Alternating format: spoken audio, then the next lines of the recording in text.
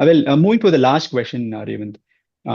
Quick commerce has completely altered consumer behavior. What started off with food has now made its way into electronics, fashion, and more. And there are dark stores in every locality. And Indian e-commerce is projected to grow at around a CAGR of 12% in the next 5 years. And quick commerce has taken over a major share of Indian buyers' wallets and have even started replacing some of the apps on our phone, e-commerce apps on our phone. On one side, this has raised concerns around road safety, including the safety of delivery agents. But from a D2C seller's point of view, what specific challenges do brands face with this particular changing consumer behavior? Yeah, again, this is again centered towards inventory itself.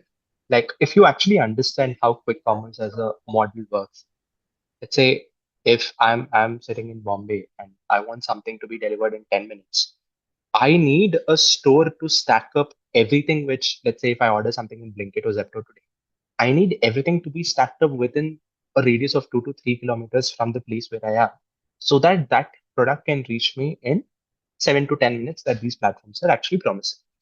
Now, when you actually root back and just go backtrack this entire process, if you have to store goods in your locality of within 2 to 3 kilometers radius to deliver it in 7 to 10 minutes, you need to stack up inventory from products and then store in your warehouse and then wait for orders to come in. Now, quickly moving the perspective to a business. Let's say if I talk about Weezy as a business for this perspective, right?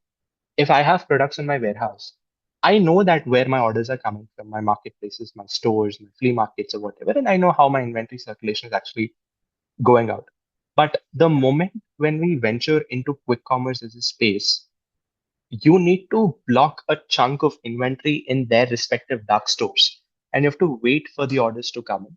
And this comes in with a lot of fixed costs as well. Like, for example, a age old model like how Amazon functions with fulfilled by Amazon model, FBA model, where you stock the goods in Amazon's warehouse, right? You pay for every cubic centimeter of volume that you occupy in their warehouse. And that is a very, very high cost, right? And usually what sellers do is they start off with your self-ship model where you ship the products. You don't give it and you don't give it to Amazon's warehouse or whatever.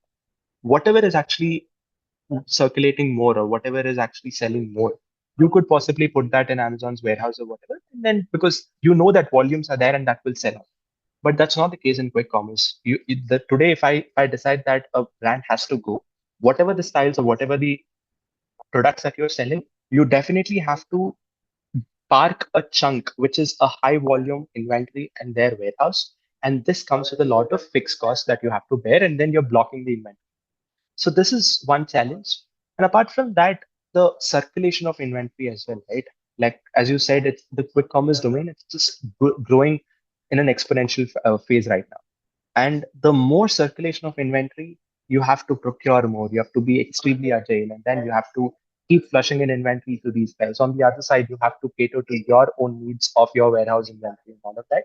So I feel this is the primary challenge which a brands actually face when it comes to quick commerce. But again, this is a challenge that you cannot escape out of when you want to build something in quick commerce. You have to sail through this. And again, this roots back to something called as a working capital problem or a cash flow problem, which is a very, very important for a inventory-led business. So in fact, I feel a lot of initiatives could be made in terms of lending certain working capital loans for businesses like us. Because, like for example, if I perform on a marketplace, right, the credit and the credit time for me to realize the actual cash in my account is about 30 to 40 days because they have their own due financial process and the credits to be made and all of that, right? So this comes in and creates a gap in the working capital and the cash flow for the businesses to manage. So I feel these are a few things which the D2C brands have to go through and solve for it if you have to be in the quick commerce game. But yeah, you cannot actually escape out of this. You have to solve for it and then save these challenges. And another interesting point that you mentioned, Sesh, what do you call challenges for riders and safety concerns and all of that. Again, as I said, every initiative comes with its own pros and cons. I feel a lot of these quick commerce platforms, especially Zomato, uh, Zomato has given a lot of leverages for their delivery partners. They're creating hubs for delivery partners to rest, right? And a lot of teams for them and helping them financially and helping them with a lot of aids whenever they require. I feel a lot of these Depto Blinkit will also definitely come with this. But as I said, rooting back to our previous section, you taking care of your delivery partners who are your most important element, like the most important person in the entire business chain, right? If these guys are not there, you're not able to deliver it in 7 to 10 minutes. If you're able to retain these folks and take care of them properly, they will do everything that you require as a business. So I feel it comes with equal pros and cons, but we have to come up with some of the initiatives to take care of these guys and retain them so that you're able to function with what you're promising to the end consumer.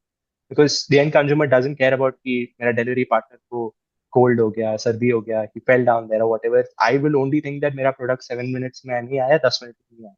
I just want that in my hand in 7 to 10 minutes, whatever you promised. That's it. That's what end consumer takes. So yeah, I think these are the challenges you have to solve for it and save for it.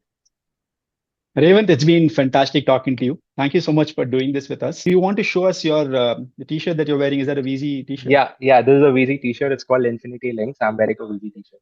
Yeah. Great.